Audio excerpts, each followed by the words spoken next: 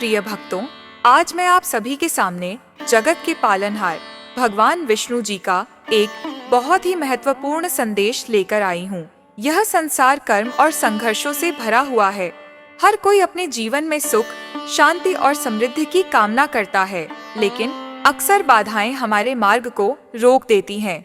इन सभी बाधाओं से मुक्ति पाने जीवन में हर प्रकार की सफलता और धन पाने का एक दिव्य मार्ग है। यह मार्ग है भगवान श्री विष्णु का पवित्र मंत्र। यह मंत्र अत्यंत शक्तिशाली है। जो भी भक्त इस मंत्र का 108 बार श्रद्धा और विश्वास के साथ जाप करता है, उसे श्री हरि के आशीर्वाद से हर तरह की बाधाओं से मुक्ति मिलती है और वह अपनी सभी इच्छाओं को प्राप्त करता है। यह मंत्र न केवल आपको बाहरी सुख देता है, बल्कि आपके मन को भी शुद्ध करता है। प्रिय भक्तों, मैं आपको विष्णु पुराण की एक कथा सुनाती हूँ। यह उस समय की बात है जब धरती पर राक्षसों का अत्याचार बहुत बढ़ गया था। मनुष्य और देवता सभी परेशान थे। तब देवताओं ने श्री विष्णु की शरण ली। उन्होंने श्री विष्णु का आवाहन किया और उनकी प्रार्थना सुनी गई। श्री विष्णु ने नारायण रूप में प्रकट होकर देवताओं के साथ मिलकर मंत्रों का जाप किया और अपनी दिव्य शक्तियों से राक्षसों का नाश किया। मंत्रों के जाप से ही उन्हें वह शक्ति मिली थी जिसने हर बाधा को समाप्त कर दिया था। यह मंत्र कोई साधारण मंत्र नहीं है। यह ब्रह्मांड की दिव्य शक्तियों से जुड़ा हुआ है।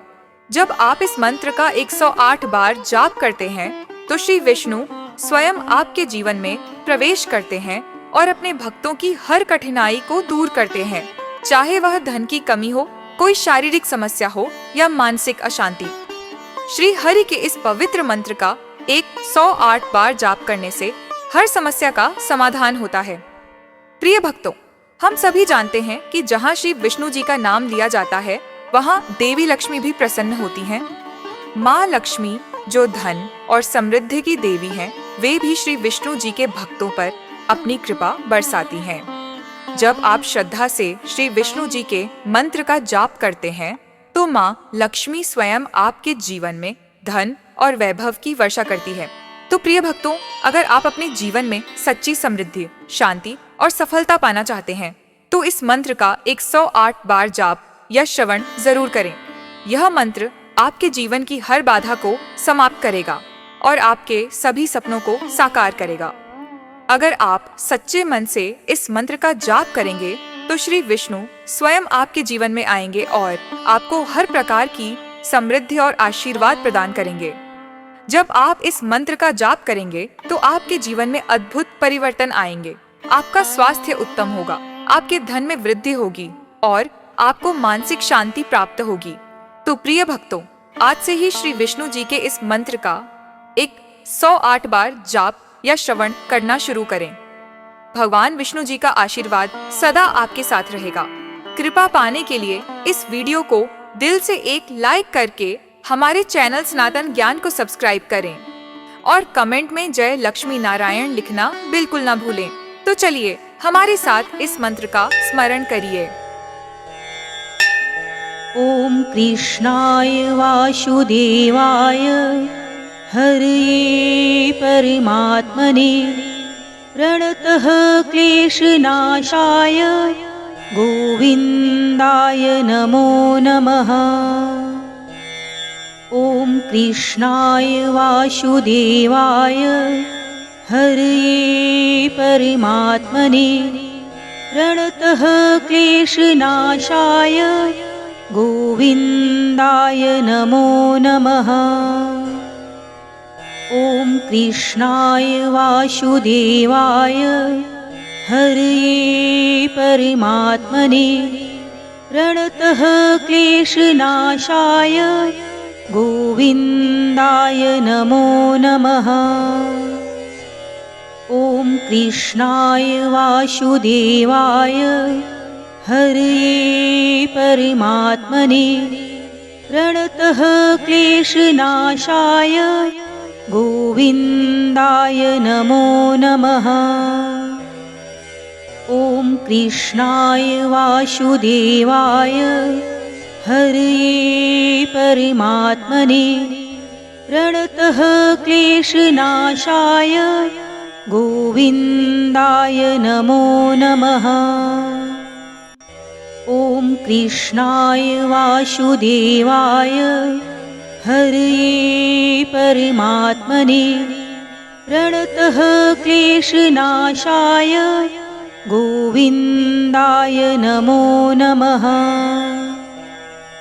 ॐ कृष्णाय वासुदेवाय हरये परमात्मने प्रणतः क्लेशनाशाय गोविन्दाय नमो नमः। ॐ कृष्णाय वासुदेवाय हरये परमात्मने प्रणतः क्लेशनाशाय गोविन्दाय नमो नमः। ॐ कृष्णाय वासुदेवाय हरये परमात्मने प्रणतः क्लेशनाशाय गोविन्दाय नमो नमः। ॐ कृष्णाय वासुदेवाय हरये परमात्मने प्रणतः क्लेशनाशाय गोविन्दाय नमो नमः। ॐ कृष्णाय वासुदेवाय हरये परमात्मने प्रणतः क्लेशनाशाय गोविन्दाय नमो नमः।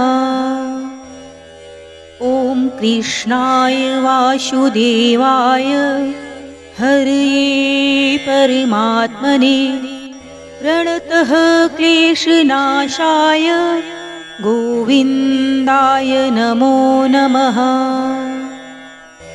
ॐ कृष्णाय वासुदेवाय हरये परमात्मने प्रणतः क्लेशनाशाय गोविन्दाय नमो नमः।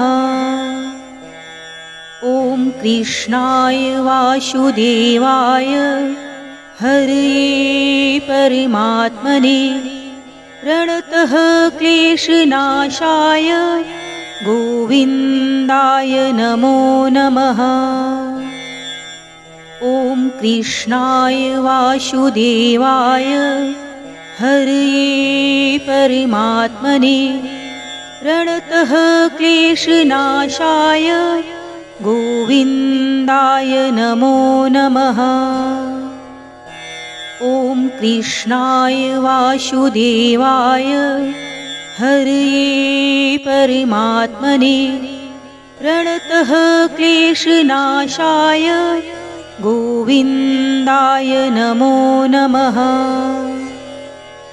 ॐ कृष्णाय वासुदेवाय हरये परमात्मने प्रणतः क्लेशनाशाय गोविन्दाय नमो नमः। ॐ कृष्णाय वासुदेवाय हरये परमात्मने प्रणतः क्लेशनाशाय गोविन्दाय नमो नमः। ॐ कृष्णाय वासुदेवाय हरये परमात्मने प्रणतः क्लेशनाशाय गोविन्दाय नमो नमः। ॐ कृष्णाय वासुदेवाय हरये परमात्मने प्रणतः क्लेशनाशाय गोविन्दाय नमो नमः। ॐ कृष्णाय वासुदेवाय हरये परमात्मने प्रणतः क्लेशनाशाय गोविन्दाय नमो नमः। ॐ कृष्णाय वासुदेवाय हरये परमात्मने प्रणतः क्लेशनाशाय गोविन्दाय नमो नमः। ॐ कृष्णाय वासुदेवाय हरये परमात्मने प्रणतः क्लेशनाशाय गोविन्दाय नमो नमः। ॐ कृष्णाय वासुदेवाय हरये परमात्मने प्रणतः क्लेशनाशाय गोविन्दाय नमो नमः। ॐ कृष्णाय वासुदेवाय हरये परमात्मने प्रणतः क्लेशनाशाय गोविन्दाय नमो नमः। ॐ कृष्णाय वासुदेवाय हरये परमात्मने प्रणतः क्लेशनाशाय गोविन्दाय नमो नमः। ॐ कृष्णाय वासुदेवाय हरये परमात्मने प्रणतः क्लेशनाशाय गोविन्दाय नमो नमः। ॐ कृष्णाय वासुदेवाय हरये परमात्मने प्रणतः क्लेशनाशाय गोविन्दाय नमो नमः। ॐ कृष्णाय वासुदेवाय हरये परमात्मने प्रणतः क्लेशनाशाय गोविन्दाय नमो नमः। ॐ कृष्णाय वासुदेवाय हरये परमात्मने प्रणतः क्लेशनाशाय गोविन्दाय नमो नमः। ॐ कृष्णाय वासुदेवाय हरये परमात्मने प्रणतः क्लेशनाशाय गोविन्दाय नमो नमः। ॐ कृष्णाय वासुदेवाय हरये परमात्मने प्रणतः क्लेशनाशाय गोविन्दाय नमो नमः। ॐ कृष्णाय वासुदेवाय हरये परमात्मने प्रणतः क्लेशनाशाय गोविन्दाय नमो नमः। ॐ कृष्णाय वासुदेवाय हरये परमात्मने प्रणतः क्लेशनाशाय गोविन्दाय नमो नमः।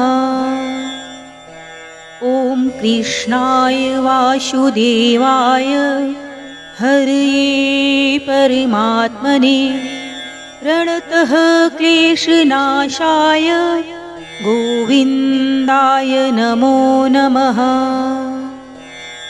ॐ कृष्णाय वासुदेवाय हरये परमात्मने प्रणतः क्लेशनाशाय गोविन्दाय नमो नमः।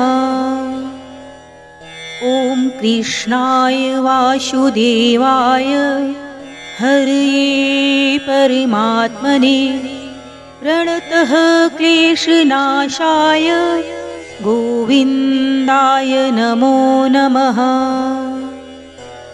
ॐ कृष्णाय वासुदेवाय हरये परमात्मने प्रणतः क्लेशनाशाय गोविन्दाय नमो नमः।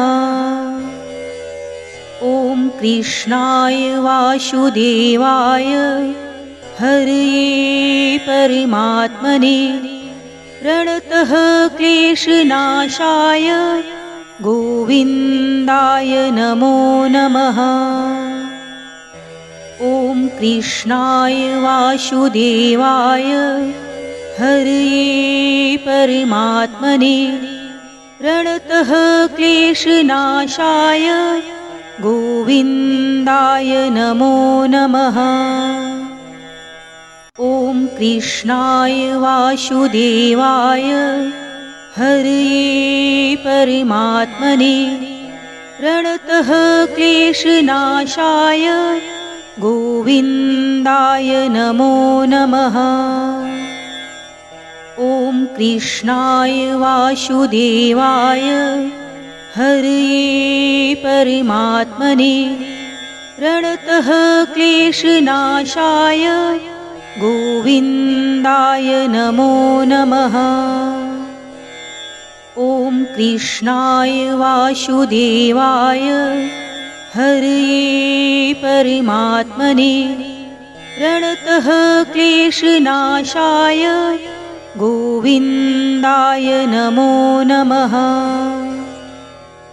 ॐ कृष्णाय वासुदेवाय हरये परमात्मने प्रणतः क्लेशनाशाय गोविन्दाय नमो नमः। ॐ कृष्णाय वासुदेवाय हरये परमात्मने प्रणतः क्लेशनाशाय गोविन्दाय नमो नमः। ॐ कृष्णाय वासुदेवाय हरये परमात्मने प्रणतः क्लेशनाशाय गोविन्दाय नमो नमः। ॐ कृष्णाय वासुदेवाय हरये परमात्मने प्रणतः क्लेशनाशाय गोविन्दाय नमो नमः। ॐ कृष्णाय वासुदेवाय हरये परमात्मने प्रणतः क्लेशनाशाय गोविन्दाय नमो नमः। ॐ कृष्णाय वासुदेवाय हरये परमात्मने प्रणतः क्लेशनाशाय गोविन्दाय नमो नमः।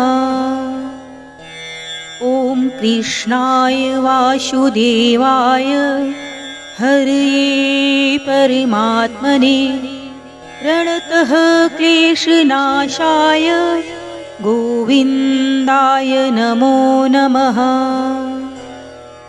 ॐ कृष्णाय वासुदेवाय हरये परमात्मने प्रणतः क्लेशनाशाय गोविन्दाय नमो नमः।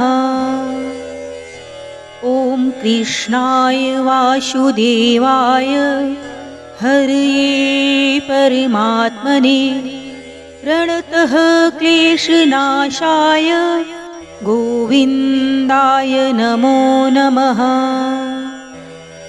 ॐ कृष्णाय वासुदेवाय हरये परमात्मने प्रणतः क्लेशनाशाय गोविन्दाय नमो नमः।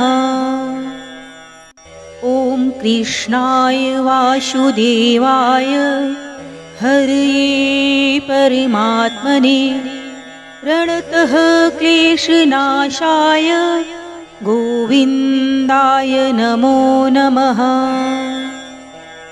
ॐ कृष्णाय वासुदेवाय हरये परमात्मने प्रणतः क्लेशनाशाय गोविन्दाय नमो नमः। ॐ कृष्णाय वासुदेवाय हरये परमात्मने प्रणतः क्लेशनाशाय गोविन्दाय गोविन्दाय नमो नमः। ॐ कृष्णाय वासुदेवाय हरये परमात्मने प्रणतः क्लेशनाशाय गोविन्दाय नमो नमः। ॐ कृष्णाय वासुदेवाय हरये परमात्मने प्रणतः क्लेशनाशाय गोविन्दाय नमो नमः। ॐ कृष्णाय वासुदेवाय हरये परमात्मने प्रणतः क्लेशनाशाय गोविन्दाय नमो नमः। ॐ कृष्णाय वासुदेवाय हरये परमात्मने प्रणतः क्लेशनाशाय गोविन्दाय नमो नमः। ॐ कृष्णाय वासुदेवाय हरये परमात्मने प्रणतः क्लेशनाशाय गोविन्दाय नमो नमः। ॐ कृष्णाय वासुदेवाय हरये परमात्मने प्रणतः क्लेशनाशाय गोविन्दाय नमो नमः। ॐ कृष्णाय वासुदेवाय हरये परमात्मने प्रणतः क्लेशनाशाय गोविन्दाय नमो नमः। ॐ कृष्णाय वासुदेवाय हरये परमात्मने प्रणतः क्लेशनाशाय गोविन्दाय नमो नमः। ॐ कृष्णाय वासुदेवाय हरये परमात्मने प्रणतः क्लेशनाशाय गोविन्दाय नमो नमः। ॐ कृष्णाय वासुदेवाय हरये परमात्मने प्रणतः क्लेशनाशाय गोविन्दाय नमो नमः। ॐ कृष्णाय वासुदेवाय हरये परमात्मने प्रणतः क्लेशनाशाय गोविन्दाय नमो नमः। ॐ कृष्णाय वासुदेवाय हरये परमात्मने प्रणतः क्लेशनाशाय गोविन्दाय नमो नमः। ॐ कृष्णाय वासुदेवाय हरये परमात्मने प्रणतः क्लेशनाशाय गोविन्दाय नमो नमः।